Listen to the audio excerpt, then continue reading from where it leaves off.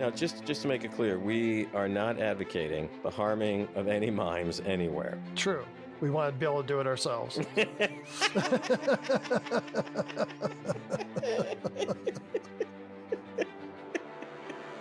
Welcome to Damnit Jim, the podcast. A fun and fascinating look at the very influential Star Trek, the original series. Once again, I'm your navigator, Dana Smith, and our Commodore of Mockery is my good friend, Dan Calzaretta. Good evening, Dan. Wow, a Commodore. So how much of a jump is it, Dana, from Captain to Commodore? Is that like one step up, or what is it? Yeah, I was reading about it today, Dan. Usually Commodores are only given that rank during wartime, I think. Oh. So that's what one of the things I was reading, but there have been non-wartime Commodores. Okay. Well, sometimes this podcast feels like we're going through a war with some of the episodes we've been having to deal with lately, Dana. Yeah. If I had remembered season 3 was as bad as it is, we would have moved on to what's next for us. Yeah. So. Yeah, or just stopped. We would have just called it quits. It's funny. I mean, I remember some of these shows, but for some reason I've missed a lot of season 3, or maybe it's on purpose. I've missed a lot of season 3. Where you may have seen it and then did this whole, like, what do they call that in psychology when suppressed memories, right? Where you just suppressed it, you know? Yep. That could be. Well, Dana, thank you for the promotion. I do appreciate it. But the downside of a promotion is like added responsibilities, which I do not want. So are there added responsibilities here? Yeah. Crap. You have to maintain the same kind of humor and mockery that you did last week. Uh-oh. Okay. I'll do my best. Yeah. Well, how are things going for you, Dana? Pretty good. Yeah. It's end of the month at work, and that's always a tough time. A lot of stuff going on. And beatings, firings. Just scalding with a red hot poker mostly. And my arm gets tired from whipping people and stuff. So. Sure. Yeah. What about you? Anything exciting happening out there in Colorado? Nope. Okay. All right, moving on. Maybe we should move into like the listener comments maybe or something. Sure. Yeah. All right, let's do it. So Dan, last week we discussed the episode Wink of an Eye, and we did get some comments on that on Facebook. Lawrence Rhodes said the theme of movement at differential speeds originated in H.G. Wells' short story called The New Accelerator. This episode has some problems, as most episodes of season number 3 did. Steve Kaczmarek said this episode proves there must have been a way off the bridge other than the turbo lift. Do you know what that means? No. Yeah, I don't either. But I was thinking it's because a woman appeared on the bridge but didn't come up through the turbo lift. We've seen that before, right? Yeah. Our good friend Pam McClung says, I have a memory of being rather intrigued when I first watched this episode and how they revealed it so you couldn't really tell at first, like Kirk and Spock, what was exactly going on. Mm-hmm. I find those kind of episodes more fun. Jim Parcel said Deela was played by Kathy Brown. I thought she was the bee's knees. Was the guy 90 years old? 100? Maybe he's 120. So, Dan, I think you have a couple of emails, and by chance, you might have a phone message or two.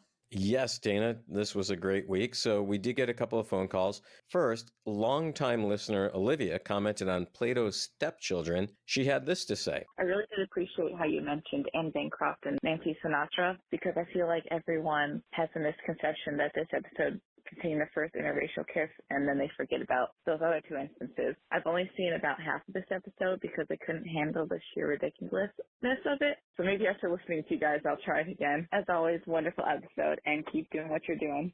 Bye. Well, thanks, Olivia, and really appreciate the comments and listening. Again, we're not trying to discourage anyone from watching the show. Use your own judgment on that. That's right. Yeah. Thanks again, Olivia. And we also heard from Grace with an idea of what we should do next. Here's what she had to say. I would really love it if the next episodes y'all did were the animated series. Anyway, keep up the good work. I absolutely love listening to your podcast when driving to work. It makes me laugh, and you guys just have the best friendship, and it's just been so fun, and I'm so sad that it's coming close to an end, so I hope you do continue. Thank you for just making my commute so much better. Have a wonderful, wonderful day. Bye. Really appreciate the comment. We have talked about doing the animated series, and just as we've talked about doing the movies and that. So we'll be making the decision here within 12 or so episodes that are left in the season. So. We're going to have to. Yeah. But thanks for encouraging us to continue on. Thank you. Yeah, thank you, Grace, for the phone call. We also received several comments on YouTube. David says this about Plato's stepchildren. The comment, the first Cosby moment in TV history had me doing a spit take. Thanks for one of the very few podcasts that gives us some genuine laughs. Keep up the great work, and I'll raise a dram to you lads, you mother flowers. Nice. I like it. He sounds like that. He might be Scottish, Dana. Is that a Scottish kind of thing? Yeah, a dram is what you have of scotch. You have a wee dram of scotch. Dram to you lads, you mother flowers. I don't know about the mother flower things, but okay. It sounds more pirate than Scottish. Anyway, yeah. Thank you, David, for that. We also heard from Olaf Olafsson again. Sweet. Sorry. I'm glad he didn't get mad at me, Dana, for laughing at his name like several episodes ago.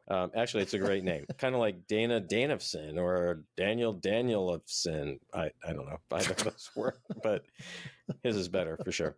Anyway, he commented on 2 episodes. Regarding Plato's stepchildren, Olaf said, great podcast, terrible episode. Distress call? Tell Uhura to call Verizon and get the number changed. This is ridiculous. The highlight is Parmigiania, because he is really cheesy, giving Kirk a first-class Mabinga. Should have saved some slaps for the writer. It's great. That was great, Olaf. And then he also said about, he goes on, Dana, for another episode. He says about a wink of an eye, great idea killed by the budget. So much more could have been done than having Kirk depend on little Jim seduce Deela. That's a good point. Great podcast. The first Cosby moment on TV was hilarious. Well done. Thanks for the comments, Olaf. We really appreciate them. Yeah, I laughed out loud when I heard that on the recording, Dan. You mean the Cosby moment thing? The Cosby moment, yeah. That was classic. Can you get sued for that, Dana? I can't, but you can. Yeah, so. I think you're the person who created the LLC, so I'm thinking it's probably you. Okay, and finally, Dana, J.D. Lewis sent us another fun fact. Actually, fun facts this week, Dana. Oh. J.D. says, fun facts. A few telltale clues that the end of the series was near and the budget was running out. 1. The matte painting of the Skolosian city was a recycling of the matte painting of Aminiar 7 from A Taste of Armageddon. Wow. 2. This episode's score is a composite score, primarily recycled from the episodes The Cage and The Man Trap. And then 3, about the episode Wink of an Eye, the shot of Scotty on the bridge at the very beginning of the episode was recycled footage from the Empath, which we would know if we showed these in production order, Dana, instead of broadcast order. And finally, Dana, he throws in a bonus fun fact. Okay. Wow. I know. You ready for this? I feel wealthy tonight with knowledge. I know. It's great. Our cup runneth over, or our diaper. At the beginning of season 3, James Doohan combed his hair back, but Gene Roddenberry didn't like Doohan's new hairstyle, so out of his own pocket, Roddenberry sent Doohan to celebrity hairstylist Jay Sebring to give him a new and hipper hairstyle. I find it both ironic and amusing that Roddenberry would skimp on the effects, music, and footage, and yet he totally splurges for Doohan's new haircuts. Priorities! Anyway, I can't wait for your future reactions.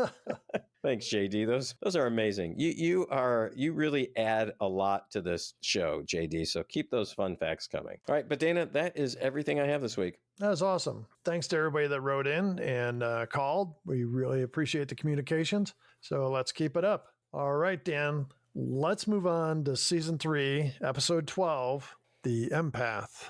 Let's just skip to the end because, Dana, I'm just going to say right now, this episode, let's see, how can I put it? Sucked. I was pretty excited about watching this. Then the show started and my excitement faded. So, well, I guess we should jump in, Dana, because you know what? We take one for the team being our loyal listeners, and we're taking it for the team on this one. Yeah, we're taking it big time. So, Dan, we see the Enterprise circling a rather brown-looking planet. Kirk, McCoy, and Spock beam down. We get the captain's log, stardate 5121.5, orbiting the second planet in the Manarian star system. The star has long given evidence of entering a nova phase. God, I wish it would have gone nova before the episode started. I kind of wish it would have gone during the show. So, and 6 months ago, a research station was established to make close-up studies of the star as it approaches. So you put some people on the planet and go, hey, the star is going to turn nova. Yeah. But don't worry, we'll get you off in time. Hopefully. Yeah. So, who's going to volunteer for that? I know. I mean, we're starting off with a untenable premise, I believe. Yeah. And I mean, if these people are valuable to you, you can send probes out. Or McCoy. You could send McCoy. But remember when Mount St. Helens exploded, 1980? Yeah. So there were people who worked for the Forest Service who were out there, right? And they were not like right on the mountain, but they were close by. They got obliterated. There was the guy, Harry Truman. Remember, not the Harry Truman of the presidency, but another guy by the name of Harry Truman. He lived up there on the mountain and he wasn't going to move. And he had all his cats. Remember that guy? Yeah. Poor cats. I mean, it was horrible, really, and but for the cats, it was a real catastrophe. So anyways, Kirk goes on. Manera is now entering a critical period, and the Enterprise has been ordered to evacuate the station before the planet becomes uninhabitable. Yet our attempts to contact the station's personnel have been, so far, unsuccessful. Wait, hold on. There was not a distress call this week? Not yet. I keep waiting. So anyways, the landing party goes inside the research station and everything looks old and dusty. Cobwebs are hanging from the walls. There are no signs of the team of researchers. Scotty reports there's an enormous solar flare with high levels of cosmic rays accompanying it. You mother flowers. Kirk orders the Enterprise to pull back to a safe distance, and he tells Scotty that they will stay there as they'll be protected from the solar flare by the planet's atmosphere. So they find a tape and they play it back. They see two men on the screen. One man is complaining about the station, and then a high-pitched noise starts, and then one of the men just disappears. There's like a little, looks like somebody vomited really quickly on the screen, and then they disappear. And then the other man looks around for his associate, then he disappears as well. As the team tries to discern what happened, the high-pitched sound starts again. Spock, of course, tries to locate it with a tricorder. Then Spock disappears. McCoy is like doubled up in pain, and then he disappears. Kirk tries to get out of the station, but the sound knocks him unconscious, and he falls to the floor. And when he's knocked out completely, then he disappears. Yeah, I wanted to disappear at this point. Well, I was still, mildly intrigued at this point. Well, I guess in hindsight, I wanted to proactively disappear. Is that even possible, Dana? It's a good idea. I mean, if there's time travel, I guess it would be possible. So next thing we see is Kirk, Spock, and McCoy wake up in a large open area. So Spock says they're exactly 121.3 meters beneath the planet's surface. So 360 feet-ish. Wow. I'm impressed, Dan. You just did that off the top of your head, too? Yeah. But here's the weird thing, though. The set was like black. Yeah. I mean, there was very little there. Okay, season 3, they don't have any money, but they can't even afford like proper lighting at the beginning of the episode. The first thing I thought of is that, they're on a sound stage someplace. Right. And it's just, they're out of money. Yeah. They should have held a telethon or something at this point. So Kirk says, how did we get here? And Spock says, residual energy readings indicate we were beamed here by a matter energy scrambler, similar to our own transporter mechanism. Sure. Spock says he's picked up on a life form reading, but it's not one of their scientists. Humanoid, but definitely not Homo sapien. Dana, do you remember the song Homo Sapien by Pete Shelley in 1980, 81, somewhere in there? I Can't say I do, Dan. Yeah. It's worth listening to. Kind of good 80s type of song. Maybe you can find it and play it for us. I'm the shy boy, you're the coy boy, and you know we're Homo sapien too. I'm the cruiser, you're the loser, me and you are Homo sapien too. So they start off through the dark trying to find their way using the tricorder as their guide. It's kind of funny because as they walk along, they all of a sudden come to a spot and Kirk's leading them. And he just kind of makes a right turn all of a sudden. It's like, a 90-degree turn. I think they're trying to ditch McCoy at this point. I think that's what's happening. So they come upon a small structure with a woman lying on top of it in a pink gown. McCoy goes to her to check her out, but Kirk stops him. Because he wants to check her out. Yeah. The woman wakes up and stretches. She sees Kirk approaching. Basically, she mimes fear. Dan, you know how much I love mimes. So Dana. All right, first off, I know that we both have issues with mimes, and you've talked about your mime story and how that was really traumatic for you. But my God, Dana, when she started doing this whole mime-like thing, I really, had murderous thoughts, Dana. Wow. I forget about your mime hatred. Oh, I can't even begin to explain. If you were to ask me, okay, here's the thing, Dana. If you were to ask me whether I would rather watch 20 minutes of a mime performance or 20 minutes of The Sound of Music, I think I would just have to hurl myself off of a cliff. I don't think I could do either one. Can you imagine The Sound of Music done by mimes? Oh my God. Wow. Yeah. Yeah, that's a thought. But it's funny, Kirk has his phaser out and he's pointing it at her and he says, "Don't worry, we're not going to hurt you." And meanwhile, Spock and McCoy are standing behind her and they've got their phasers pointed at her. Yeah, they all had those phasers whipped out, ready to go. Spock says that she could not have evolved here, and Kirk leans closer, and he thankfully puts his phaser away. Mm-hmm. She backs away again, and McCoy uses the tricorder and reports that she doesn't have vocal cords. She's mute. How do you think she lost those vocal cords, Dana? He says, he makes it sound like that's how she was born. McCoy says, "It's only my observation, but it could be her species. Whatever that is, maybe they're all mute." God, I wish this whole episode was mute, Dana. So then McCoy says, they've been trying to talk to her and obviously not getting any answers. McCoy says, "Well, we can't keep referring to her as she, as if she weren't here. You have any idea? Well, I don't know about you, but I'm going to call her Jem." Jem, Doctor? Well, that's better than hey, you. When he first said that, I thought he was going to call her Jim. Yeah, so did I. Yeah. That would have been really confusing. Kirk asks if she can be telepathic. Spock says, "Well, this is very pathetic, but it's not the same." So,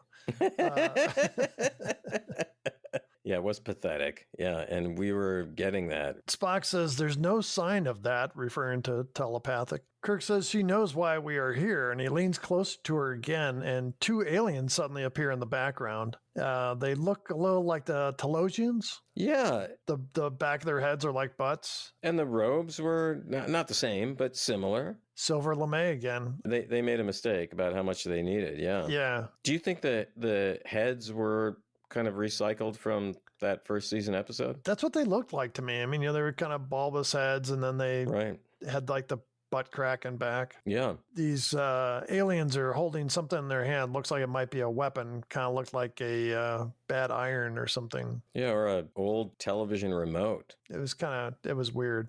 And I wanted to remote out of this episode.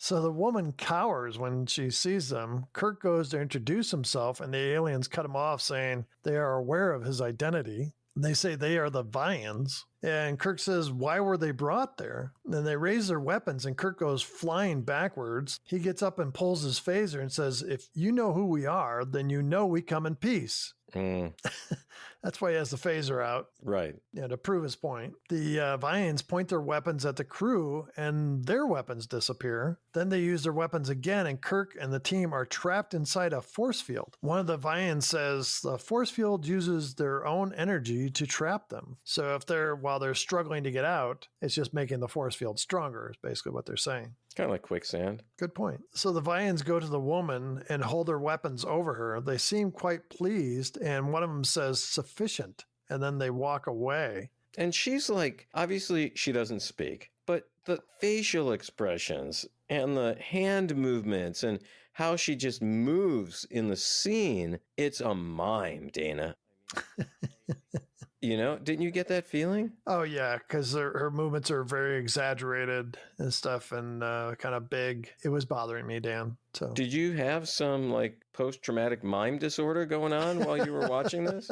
Because you had a mime make fun of you. Yeah, well, that's what they tend to do to some people. And so people would need to go back and listen to some earlier episodes. I don't even remember what episode that was. Was that season 1? Might have been season 1, Dana. Yeah, it might have been. Worth hearing, though. Good story. So basically, I walked out of a restaurant and a mime followed me and was mimicking my walk. And then I started walking again and he started mimicking me again. And I'm surprised that mime survived that situation. I really am. So the Vians disappear and the force field disappears as well. The team falls down by the woman. Kirk says there must be another exit in this place. So Spock goes in search of an exit. Kirk is holding his head and he has blood trickling down his forehead.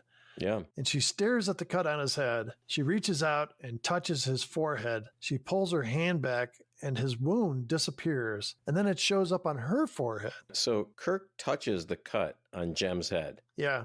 Okay. He reaches out with his index finger. Yep. And then when he looks at his hand, the blood is on his middle finger. Dana, they're not even trying in this season. I mean, come on. At least it was still the same hand. I mean, That's true. We got that going for us, I guess. McCoy states she's an empath. Her nervous system is so sensitive, highly responsive, that she can actually feel our emotional and physical reactions. They become part of her. Oh, no, Dana, that's not good. I mean, Kirk's probably thinking, crap, I guess I can't have any of those feelings. Yeah, which he can't control. So Spock returns. Spock says, in that direction, my tricorder is now picking up a substantial collection of objects. So they walk over and Kirk takes Jim by the hand. So they come to a collection of computer-like items and girder structures holding up nothing. And then there's glass tubes and Kirk walks forward in this Lost in Space set and stops. The look on his face is unhappy and uncertain. He calls Spock and McCoy over. So we see the two scientists in the tubes kind of frozen in mid-movement. McCoy walks over to his left and he calls Kirk and Spock, and they point to 3 more tubes, all empty. Each tube bears one of their names. I wish they would have gotten in those tubes right then, and then we could have just been done with this.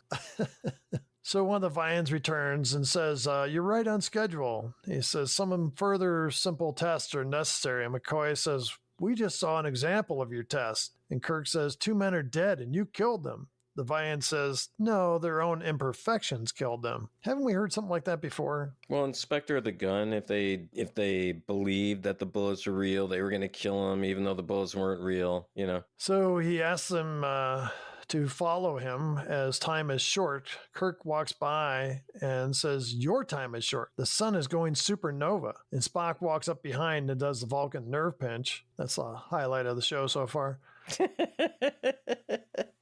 The Vian falls to the floor. Kirk takes the weapon and hands it to Spock. Spock says, there's a passage to the surface this way. So they all walk off, including Jim. We see the Vian wake up right away, and he gets up from the floor. He walks after them, is joined by his Vian friend. It's almost like he was faking it, right? That he knew something was coming. At least that's kind of what I got out of it. I was thinking the same thing, so we must be right. Yeah, we have to be right, yeah. So the Vians watch as the landing party walks away. They come out of a cave entrance, and Kirk tries to call the Enterprise, but says they must be out of range. Spock says there is a research station 6 kilometers away. So they take off towards the station. So they get closer to the research station, and they see Scotty and 2 red shirts, and they're waving at him like they're stupid or something. Yeah, the smile on Scotty's face. Dumb. Yeah, so Kirk looks off to his right and sees the Vians. He sends Jem on her way, and he goes towards them. So Spock and McCoy aren't paying any attention. No, because they're hoping that he maybe doesn't make it. So as he runs toward them, they use their weapon, and Kirk starts moving slower, and it's like slow motion as he starts to fall. I don't know why he was falling. The Vians say their will to survive is great. They love life greatly to struggle so. I'm struggling. I am really struggling right now, Dana, to keep my composure. The other one says the prime ingredient. So McCoy and Spock see Scotty and the other two red shirts, and then they disappear. They're like, let's get the fuck off this planet. Spock says it was a mirage. Just then, Jem comes up and gets their attention. Oh, that's Jem, not Jim.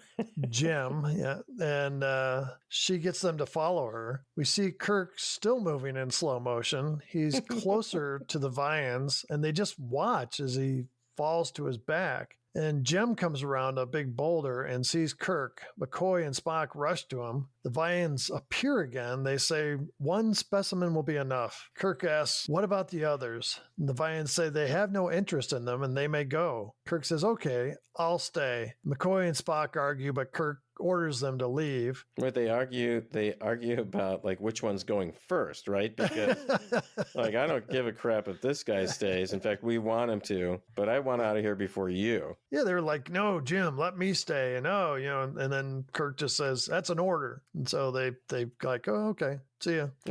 And so they take Jem with them, and then they all disappear. And Kirk flips out. And he's like, what happened to my men? You said one specimen. The Vians say, don't worry, be happy. And, he says, they're safe. And the other one says, indeed. So on the bridge of the Enterprise, Scotty is watching the solar disturbance. Sulu reports with the solar flares, they'll have to wait 17 hours before they can try to achieve orbit again. And Sulu asks, do you think the landing party is okay? And Scotty says, I hope not. If I know Captain Kirk, I don't know what the hell I was doing there. This guy says, if I know Captain Kirk, he's fine, and he's probably more worried about us than we are about him. But McCoy, he's probably burnt to a crisp because he's a dumb shit and goes out in the sun. He's out there looking at the sun without any sunglasses on. And Spock's telling him, you dumb shit, get back inside the cave. God. Wow. Dana, poor McCoy this year. You know, we have just given him nonstop crap. You know that? Well, he's not bad in this episode, and but it's just some of the previous episodes he was not himself. And right. So we go back to the planet. Kirk is shirtless. Completely shirtless. Yeah, hanging by his wrists. Yep, we see nipples and pectorals and everything. And underarm here too, Dana. Did you notice that? The aliens are torturing him, and Jem is standing by the Vians like a witness to it all, whatever. Doing kind of a mime. Oh, I'm so sad that he's getting tortured. God, I wish they would have been torturing her. Just put her up on that freaking thing. Dana, I'm sorry. I don't, the mime thing, Dana, it just gets me. Yeah, I get you. I mean, I don't want them to torture anybody, okay? Well, I just want to make that clear. But if you are going to torture someone, torture a freaking mime. I mean, can you imagine a mime up there like in the total mime outfit, the costume, the black and white stripe thing? And then just... And the white face and the whole... It's just pretending like it's getting, I don't know, whipped or zapped or whatever. And yeah. So Kirk says, you don't need any knowledge from us, yet you're willing to kill for it? Is that what happened to Link and Ozaba? The Vians say, we did not kill them. Their own fears killed them. They already said that, like earlier in the episode. Yeah, they do a lot of repeating. They're not used to conversation with people. The only person they got around is a mute. Sure, and a mime, and a bad mime. Can you imagine if you were like you and a mime were stuck on a planet together? No. And like you just couldn't kill the mime. I mean, if you could just kill the mime, it's not a problem, right? You just kill the mime. I mean, that takes care of the problem. Do you think we have any listeners who are mimes? Not anymore. I mean, we could ask them to call, but we wouldn't hear anything. Tell him to send a videotape. Yeah. No, don't. I don't want to see it. Oh God. Okay, look, Dana, this is a good idea you just had. Mimes, if you're out there, send us a video. We will send you a Damnit Jim polo shirt, or we'll pretend to send you one. You can pretend to put it on, you know. Either way, send us a video of you miming. That would be great. So the Vians go on. We've already observed the intensity of your passions and gauged your capacity to love others. Now we want you to reveal to us your courage and strength of will. Huh? Yeah, that doesn't make any sense. I wish they would have been miming at this point. Yeah. Kirk says, why? What is it you hope to prove? Is my death to have any meaning? At least tell me what I'm dying for. And the Vians say, if you live, you will have your answer. And they start torturing him again. These guys are just assholes. Yes, they are. So meanwhile, McCoy and Spock are searching for the way out that they had found before. They walk away from the platform when Kirk and Jem appear in the room. A force field keeps McCoy and Spock from going to Kirk. Jem goes to Kirk and then pulls away, and Kirk looks weary and beaten down. McCoy calls after her and says, don't be afraid to help him. What were you two doing before you got here? He looks more tired than I've ever seen him. But of course she can't answer, you know, except to do this. I was just miming something for Dana.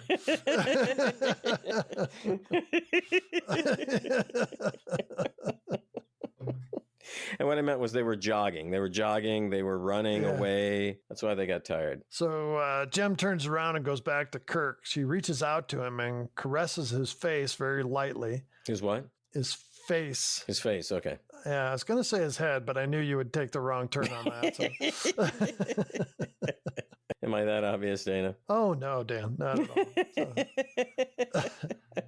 Then she holds his face for a moment, and he seems to recover some. Then we see the marks on his wrists where he was chained up. She touches his hand, and the marks slowly fade and show up on her. She looks in pain. Then she falls very slowly. Like a mime would. Yeah, to the floor, and then the force field disappears. Spock and McCoy run to the two of them, and Kirk tells McCoy to check Jem. McCoy scans her and says she's all right, and then Kirk is lying down and looks exhausted. Kirk asks McCoy to explain what happened. Oh, that was a bad idea. Basically, McCoy says she's an empath again, you know. But it goes on for a while. Yeah. And he says, you know, she virtually sustained your body's physiological reactions. Dana, what is happening in this episode? I just don't get it. It's like, how much can we talk through this, and how much stupid stuff can we throw out at the audience? That's exactly right. I tell you, I would rather, Dana, and this is going to be hard for you to believe, I would rather have listened to Kirk try to talk a freaking computer to death than watch the facial expressions of Kirk and Jem, like both back and forth. They show him, they show her, they show him, they show her. Oh my God, Dana. Yeah, and her look was just always the same. It's just sad. Yeah, sad. Nothing's worse than a sad mime. Except a dead mime, but a dead mime would actually be better than a sad mime. I was going to say, well, that's not a bad thing, Dan. So. Now, just to make it clear, we are not advocating the harming of any mimes anywhere. True. We want to be able to do it ourselves.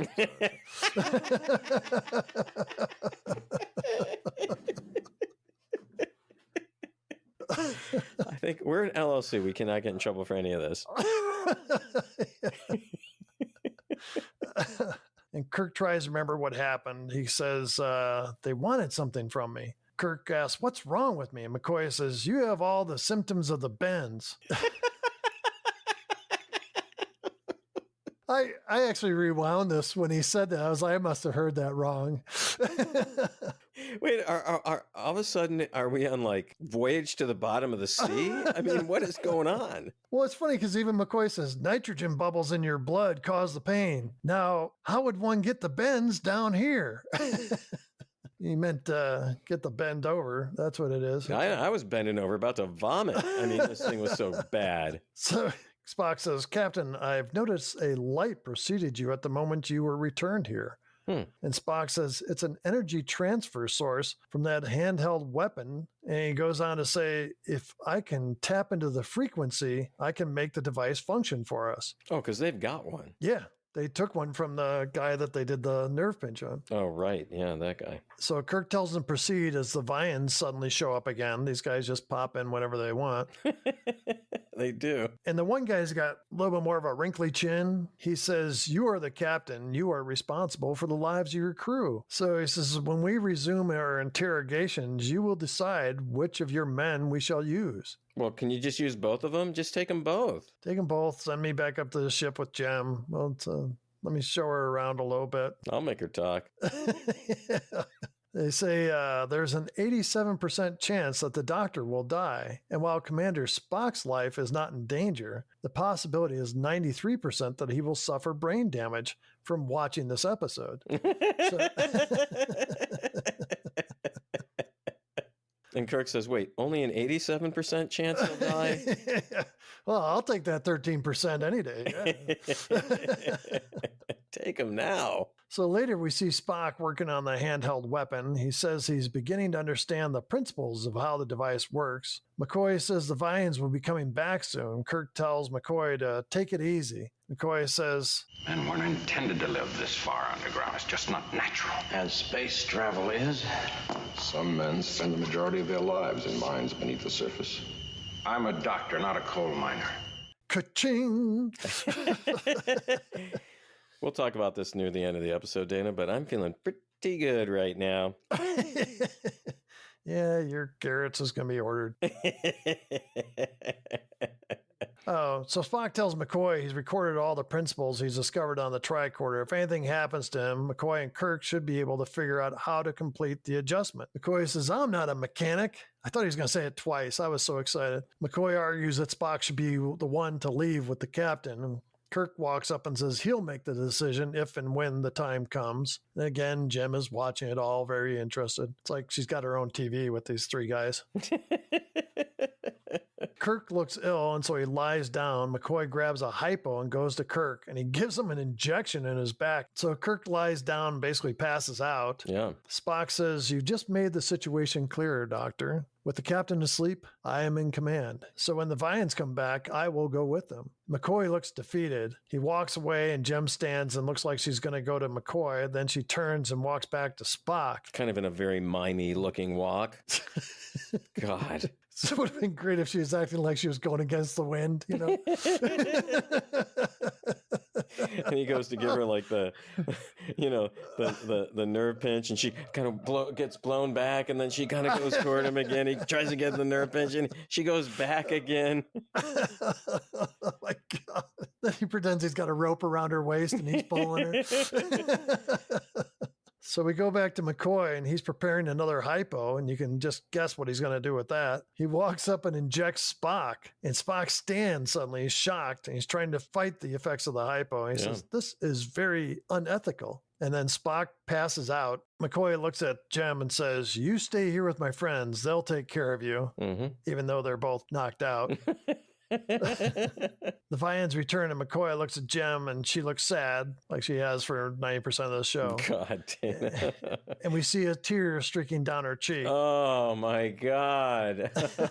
I was starting to cry at this point. Literally, tears were coming out of my eyes at this point. Next, we see McCoy hanging by his wrists, but he's not shirtless. Yeah, what's the deal with that? Yeah, I don't know. Maybe, in his contract said, no nudity on my part. So the Vians say, please understand if there's any other way to accomplish our purpose. McCoy says, get on with it. They torture him, and he jumps in pain. So we go back to Kirk and Spock, and Kirk is asking why Spock let McCoy go. And Spock says, much like you, I was convinced by the doctor's hypo. You dumbass. Don't just accuse me of letting him go. What were you doing? Sleeping. Spock looks at the device and goes into a long explanation of how it works. Essentially, it's controlled by the mental impulses of the one who holds it. Kirk says, can you make it work for us? And Spock goes into another long explanation that basically means yes. Kirk cuts him off and says, get it done. Then they ask the question, why did the Vians let them keep the weapon? The Vians had to realize we could learn how to use it and escape. And Kirk says, yes, but leave McCoy here. Yeah, leave McCoy there. That sounds like a good idea. And then they get like, a call from Scotty. He's like, I've been listening to the whole thing. Leave him. You mother flowers. Mr. Spock, I'll beam you up first. Then the transporter won't work and we'll have a hard time. Just then Spock says he has the device working, but it might only work once. Spock's like, let's just go back. Let's just leave McCoy here. Kirk says, or take us to McCoy. And Spock says, or maybe the Enterprise. And Jim's nodding. Yeah. And pointing up. Like, all of a sudden she can speak. The Enterprise. Yes, let's go to the Enterprise. Yeah. Jim grabs all of McCoy's gear and shows it to Kirk. And Kirk says, The best defense is a strong offense, and I intend to start offending right now. offense. That's how he actually said it. A couple of things. One, maybe that's how Canadians say it, right? Because he's Canadian. Yeah. And two, I was offended by this entire freaking episode. So next thing you see is they appear in the lab, but they don't see any Vians. They see McCoy hanging by his wrists. He looks beaten. He looks, quite honestly, dead. His eyes are just kind of glazed over. Yeah, thankfully. Kirk is saying, he's never going to show up on the bridge again when we don't want him. His shirt is in tatters. They get him down and Kirk carries him to a bed. Spock scans McCoy and says, severe heart damage, signs of congestion in both lungs. Spock pulls Kirk aside and says, he's dying, Jim. Wait, is that your medical analysis there, or? Or you just want us to move on? Yeah. And McCoy says, he's right, Jim. Damn, he can still talk. Can't you do something about those vocal cords? So Kirk asks, how long? We see Spock staring down at McCoy, and Spock says, it could happen anytime. And McCoy says, the correct medical phrase, eh, Spock? Wait, what was the correct medical phrase? I didn't get it when I heard it in the show, and I don't get it now. I'm sure the phrase, it could happen anytime, is the correct medical phrase. I mean, you never say that outside of a, child being born or somebody dying. When can that light turn green? Could happen anytime. When do I got to take a crap? Could happen anytime. I mean, you could say that almost every day if you wanted to. Yeah, okay. Well, I was trying. Point is taken. Thank you. So Jem sits on the floor and turns away, and she looks even more sad now, which I didn't think was even possible.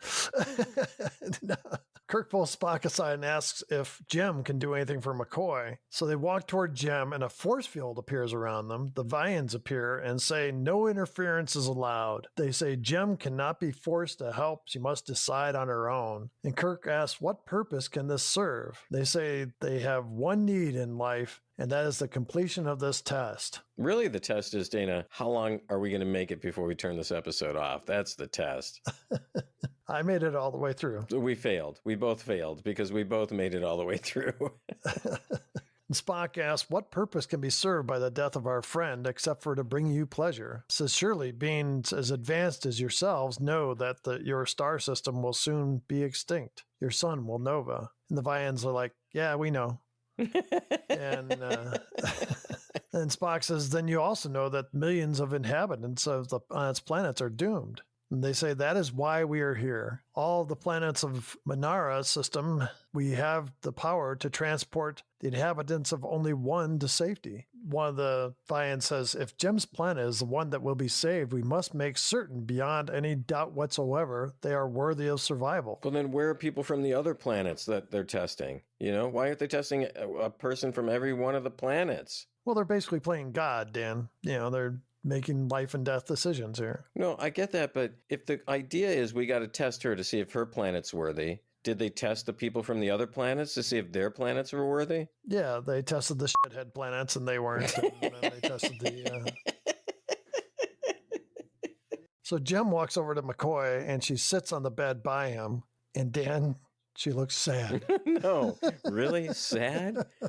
Wow. Do you think when they did like the call for, the casting for this part, it was just like one female actor, be sad, and that was it? Yeah. No speaking lines. It's be sad and act like a shitty mime. Now, here's the deal, though, that I have a question for you, actually, Dana. She has no speaking lines in this show. Yep. And it seems like when you are an actor, you kind of get paid by the number of speaking lines. They might be doing it by screen time. Now, would this be quality screen time? No, that would happen in a completely different episode. So, in an alternate universe. Yeah.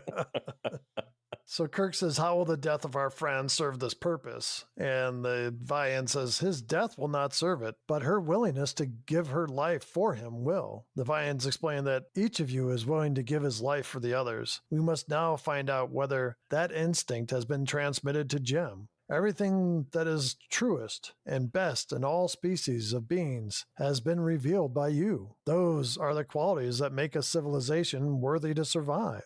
So, but I mean, Jem's right there. She's hearing all this.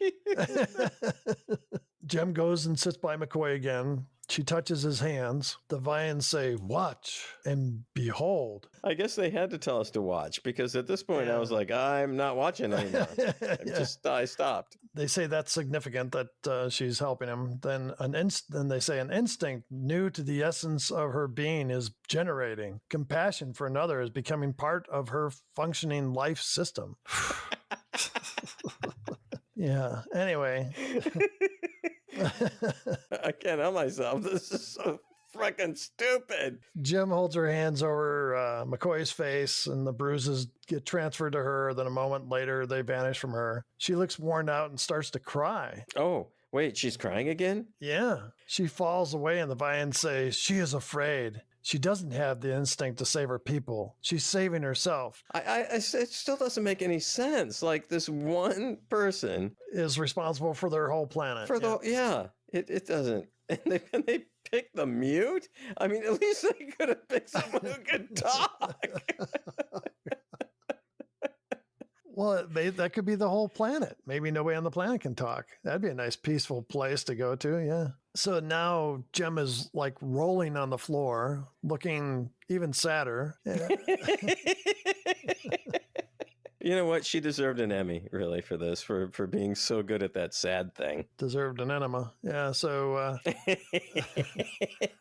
Spock says, Captain, Dr. McCoy's life is not solely dependent on Jem. The Vians, too, must be capable of saving his life. And one of the Vians says, true. Kirk says, then you cannot let him die. And the other Vian says, his death is not important. We must wait to see whether her instinct for self-sacrifice has become stronger than her instinct for self-preservation. How many different ways are they going to say this? This is like the third or fourth time, right? Yeah. So McCoy starts to wake and he coughs and Jem reaches out to him again, very dramatically, very slowly. It's like her hand actually like comes up over the edge of the bed. Yeah. And it's just like reaching for him. He kind of grabs her hand and goes, no, over here. You need to reach over here. This is what needs saving. So McCoy says, don't touch me. Stay away. He says, Jim, Spock, are you there? Don't let her touch me. She'll die, Jim. I can't destroy life, even if it's to save my own life. I can't. You know that. I can't let her do it. In the force field, Kirk is struggling trying to break free. Oh, they're back in a force field. I forgot. See, I've already forgotten that part, Dana, and I just watched this episode today.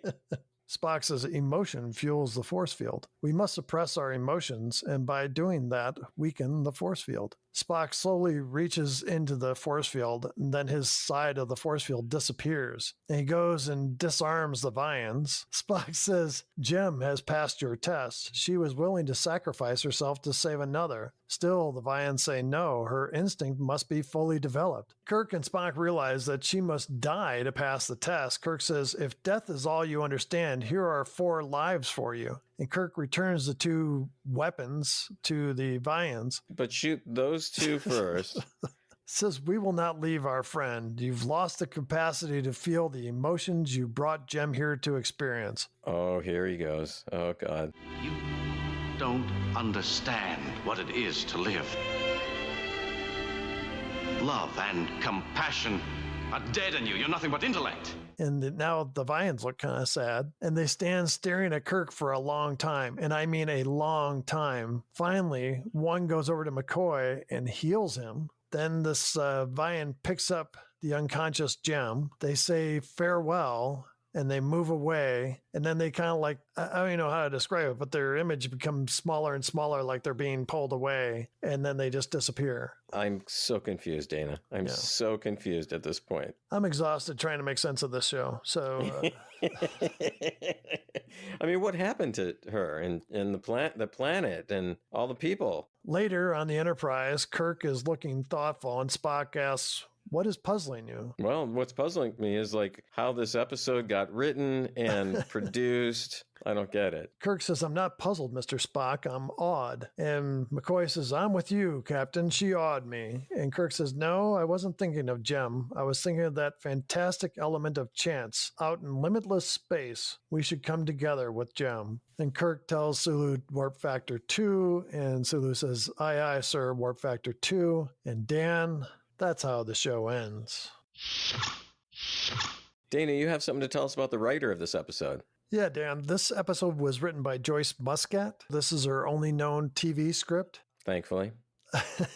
Unsolicited scripts are somewhat rare in television and movie industry. Does that mean, Dana, she just like mailed one in? Yeah, but they said that they were receiving like hundreds of script ideas. And this is the one they chose. Yeah, I read that there was only 4 or 5 unsolicited scripts used by Star Trek. However, I wanted to throw this in. There was a person who worked briefly for the company I worked for way back in the 90s, Narendra Shankar. He was a PhD physicist from Kent State. He wrote a story that they used in Next Generation, and because of his background, they hired him as a staff writer. Really? Yeah, and now he's working on shows like The Expanse and For All Mankind. Wow. Did you have anything to add about the writer, Dan? You know, I tried to find the writer because I would have liked to have interviewed her and asked her, what the were you thinking?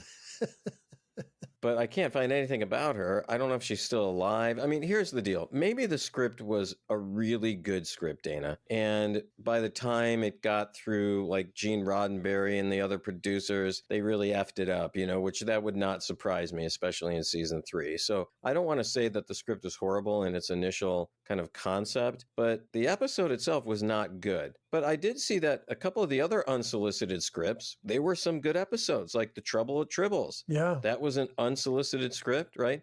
The Tholian Web, yeah, another really good episode. But still, this one, Dana, I just don't know how it like made it. You know what I'm saying? Yeah, I think the producers were kind of wowed by the idea of, one, a very scaled back set, you know, and hopefully saving some costs. And 2, the idea of the empath. I think that kind of grabbed their attention. And hey, you know, she got a script that she wrote. It got produced. Yeah. She got her name in the credits. I mean, good for her. Yep. You know, really good for her. Well, Dana, how about some information about some of the actors in the show? This week I have something about Catherine Hayes. She's the one that played Jem. Oh, okay. She was born in Princeton, Illinois, and actually grew up in Joliet, Illinois. Really? Well, there are a lot of mutes there, too, interestingly enough. Not far from where either one of us grew up. So she worked on a lot of the usual TV shows that we mention all the time: Bonanza, Man from U.N.C.L.E., Here Comes the Brides, and the Alfred Hitchcock Hour. You know, how did she get so many roles if she couldn't speak? See, Dan, that's how good of an actress she was. She could actually speak, but she convinced you she could not. Wow. Wow, Dana. Okay, my mind has changed about this episode. Well, makes one of us. She might be best known for her work on the daytime soap opera As the World Turns. She appeared on there from 1972 to 2010. Wow. And she died at age 87 in 2022. Do you know what her last words were, Dana?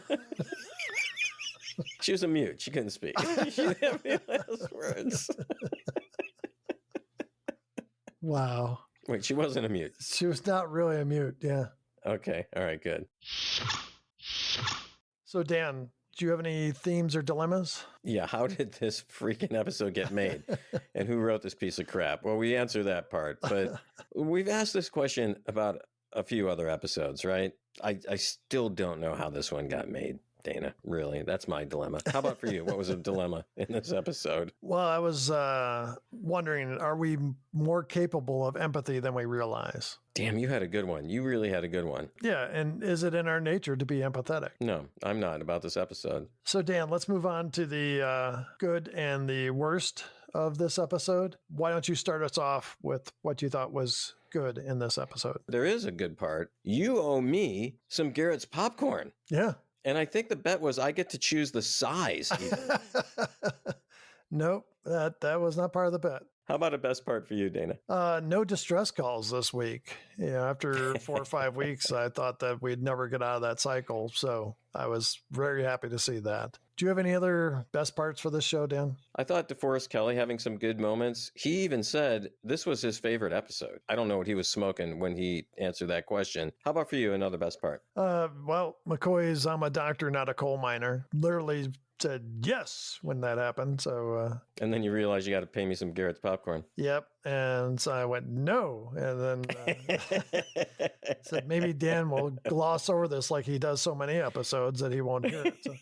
Maybe he will have fallen asleep or just turned it off. Dana, how about another best part for you? The willingness of Spock, Kirk, and McCoy to surrender themselves for each other. How about a worst part, Dan? Do you have any? Yeah, I mean, I'd say this episode, maybe it might even actually make mimes look good. I mean, this could be a good thing if you're a mime and a horrible thing for those of us who hate mimes. Yeah, how about for you? Worst part? The lack of scenery. I know some people are going to say, oh, it's because they were just like in a void or whatever, and that these guys, Vians, created for them. But it just looked like Lost in Space to me. Dana, hopefully something happened on this day in history besides this episode. What was it? Dan, this show aired on December 6, 1968. The number one song in the U.S. was Love Child by Diana Ross and the Supremes. 2 weeks now, and the number one song in the U.K. was Lily the Pink by Scaffold. Well, speaking of music, the Rolling Stones released the album Beggar's Banquet, which contained the classic song Sympathy for the Devil. It's also the last album, I believe, that Brian Jones played on. So I want to jump over to December 7th, Dan. NASA launched the second orbiting astronomical observatory, nicknamed Stargazer, into orbit from Cape Kennedy. So this for you, Dan. In one of the worst peacetime disasters for the United States Coast Guard, 17 crewmen of the USCGC White Alder were killed when the buoy tending ship was sheared in half by a Taiwanese freighter, Helena.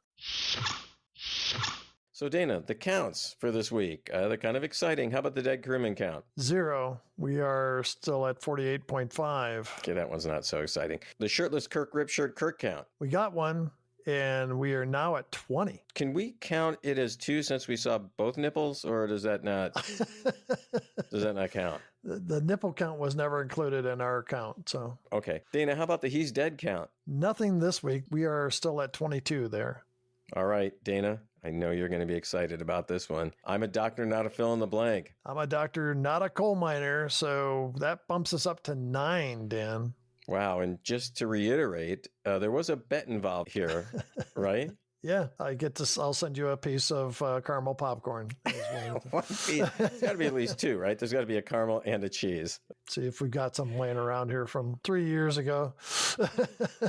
Look in the couch cushions, Yeah, I found some. We don't have to buy him anything. How about the supreme being count, Dana? Here we have these butt-headed people that can do whatever they want. I was so close to thinking they were kind of supreme, but they proved themselves not so. So after that long explanation, it sounds like I'm Kirk trying to talk a computer to death. We're at 12. Dana, how about the violation of the prime directive count? Nothing this week, though. They should have just blown up the planet when they saw it. I agree. So we are still at 12. All right, how about taking over the Enterprise? Scotty wanted to, I think, but thought better about it, so we are still at 15. How about who's commanding the Enterprise? Other than Kirk, the only person we saw commanding was Scotty. So that puts us at 43, our biggest count. Dana, before we go, you have something to tell us about one of your favorite foods in the world, and it's Pop-Tarts, right? Yeah, Dan, we got sad news a couple of weeks ago now. William Post, was the guy who was credited with inventing Pop-Tarts. He passed away in Grand Rapids, Michigan at the age of 96. The Michigan man helped create the first toaster pastry for the former Heckman Biscuit Company, which later became Keebler. Pop-Tarts originally were called a fruit scone, came about when a group of Kellogg executives visited the plant that he managed looking for ideas for a new snack. Yeah, it's probably as far from a fruit scone as you can actually get, Dana. And they had like a piece of pie, shape of a slice of bread, fork marks around the edge, and 2 pieces of dough with filling in it. He said that they made them there at the factory, and they said, we have this idea. We'd like to put that in a toaster. He took the piece of pie with him and said he had to break every rule in the book to create Pop-Tarts. What book was that, and what were those rules? That's what I really want to know. Well, Dan, the original test run of 45,000 cases of each flavor, strawberry, blueberry, brown sugar, cinnamon, and apple currant, first sold in Cleveland and blew off the shelves. Wow. Oh, man, just hearing about brown sugar, cinnamon, like I want one right now. Well, you could sneak out and see if you can tell your wife, hey, I got to go get cigarettes. So to make it easier to ship, Post thought of freezing them despite concerns they would melt in the toaster when heated. They obviously didn't. In the following few years, frosting and sprinkles were added, and Kellogg created Milton the toaster to be its mascot. I do not remember that mascot. I do. He was annoying as hell. Could have been on this past episode. So That's funny. Kellanova, which recently split off from Kellogg, makes 7 million Pop-Tarts a day. What? That generates nearly $1 billion in yearly sales for the company. Well, they said that they made 7 million Pop-Tarts a day. That's 2.5 billion Pop-Tarts a year. Wow. Who's eating all those Pop-Tarts? Well, who besides you is eating all those Pop-Tarts, Dana? Well, Dana, I'm just going to be really blunt about this episode, okay? It sucked. It was horrible. I have a headache from watching it. It was fun, though, to talk about. You weren't angry at all? I was angry during part of it. Did you get angry at all? I mimed anger, but... Like you mime throwing stuff at the television. Yeah. You're like, oh, crap, that really was a rock. I didn't mind that. Yeah. Dan, what are we going to be talking about next week? Dana, next week we have Alon of Troyes. Hopefully it's going to be better than this week, Dana. Dan, it's always great to get together with you and talk about Star Trek. And I especially want to thank all of our new friends who have reached out to us, whether through Facebook, email, or by phone. We really appreciate the comments, and we can't thank you enough for all the support. Until we meet again, live long and prosper. Thanks once again for listening to Damnit Jim, the podcast. We'd love to hear from you. Please send us an email at damnitjimpodcast@gmail.com or join the discussion on YouTube, Facebook, Instagram, or X. You can also call the Damnit Jim Hotline at 509-676-6298. Enjoy the rest of your week, and as always, remember to live long and prosper.